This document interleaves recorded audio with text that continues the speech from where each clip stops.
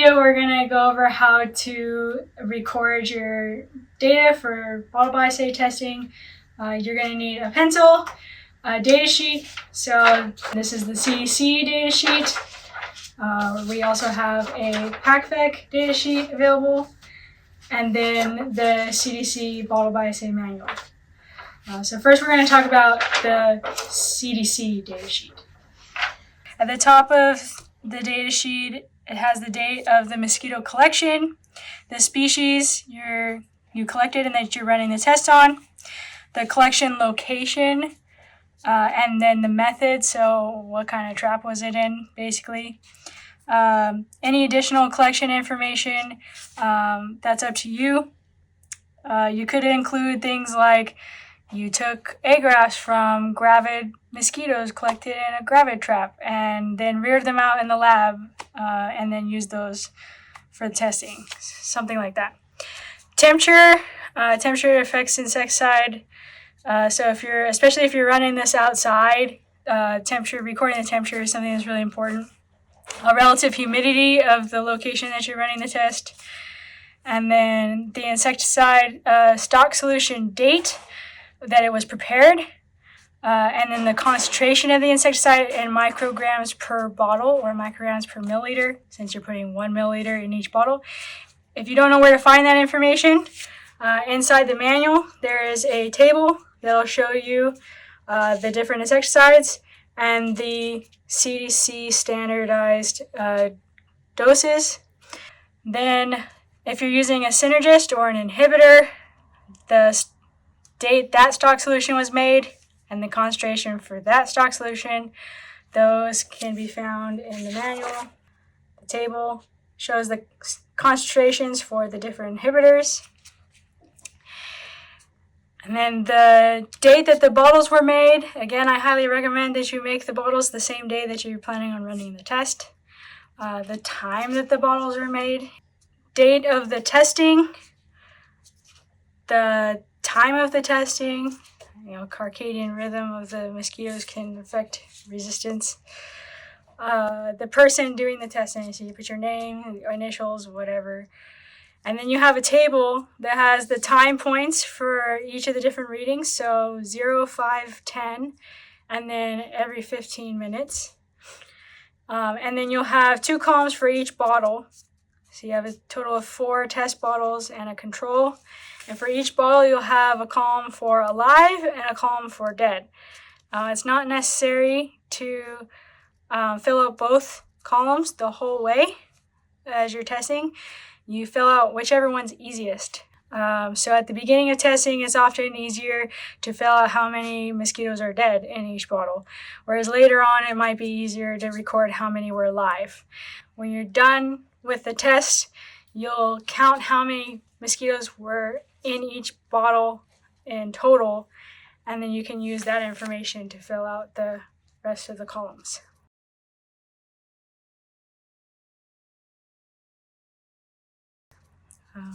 And then for the control, it's the same thing. And then you have a few columns here for calculating the number of dead across all the bottles at each time point and the percent that are dead there. If you're getting this from the CDC, you'll receive this as a Excel spreadsheet. And so the spreadsheet will automatically calculate this for you, the percentage dead, and will graph it for you as well. You can also input this data into VectorServe, and VectorServe will do the same exact thing. This is an alternative data sheet that has been developed for PACVEC, and it's very similar to the CDC one, but has a slightly different information. So the date that you're running the test, the person conducting the test, temperature and relative humidity, especially if you're running these outside, the mosquito species and that you're running the test on, and then the strain. So that's the strain name. So if you're running a susceptible colony, for example, the KNWR of the Culex tarsalis is a susceptible colony, so the strain name would be KNWR. A lot of you might also create your own strain names for different wild populations, and so you can put that strain name there. Location of mosquito collection in whatever format you'd like, the insecticide you're testing, the concentration, and the lot number. That's very important to record the lot number. Highly recommended. And then the same thing for the synergist or inhibitor, concentration, lot number. Exposure time. So if you're running an inhibitor test, you're going to be exposing those mosquitoes for 1 hour to that inhibitor prior to running the insecticide test, and then you're going to let them sit for an hour before you load them into the insecticide bottles. If you have questions on how to do that, please consult the CDC manual for running inhibitor tests. Right here you'll see the diagnostic time. So there's a couple things you can put in there. If you're running your own susceptible colony alongside a wild population, then you can put their diagnostic time there. Diagnostic time is the time point at which that susceptible colony reaches 100% mortality or knockdown. So you'll put that time there. If you don't have a susceptible colony and you need a diagnostic time, the CDC provides in this table again that we saw. You can look up the insecticide you're using, and then you can look up the species that is most appropriate for the species you're testing, and then on this side you can find the diagnostic time for each of the insecticides. So you would use that time point if you didn't have your own susceptible colonies, and you'd write that time point there so you know what you're comparing to. The generation, so if you're rearing out mosquitoes in the lab, you can put the generation or the F0s, F1s, F2s, and so on. It's highly recommended that you use either F0s or F1s in resistance testing. If you've reared them out in the lab, you can also record their age, the collection method for how you collected the mosquitoes in the first place, and then any notes for the test. The rest of the table looks very much the same as the CDC one. You've got the time points, same time points, the 4 bottles, 2 columns for each with live or dead. Record the one that's easiest. So at the beginning of testing, it's often easier to fill out how many mosquitoes are dead in each bottle, whereas later on it might be easier to record how many were live.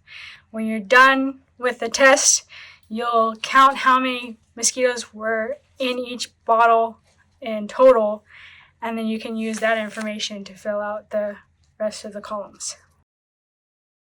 A column for calculating the total dead and the percent dead for each time point, and then also the control. Again, if you're putting this information into VectorServe, it will calculate these things for you. However, you will have to calculate the percent dead for your control.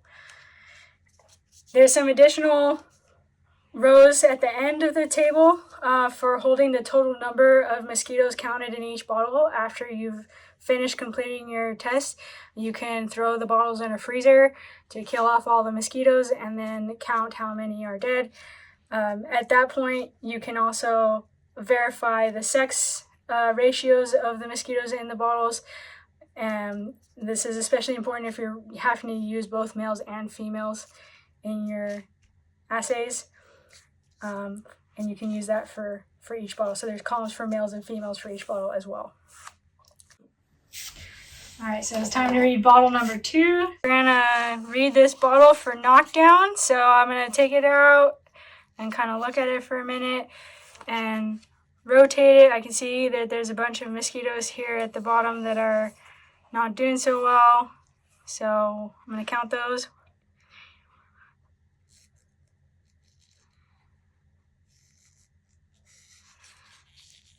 All right, and then I'm going to put the bottle back and then record here in bottle 2, and then keep going. Join Catherine in the next video to learn how to wash the bottles after you complete the assay.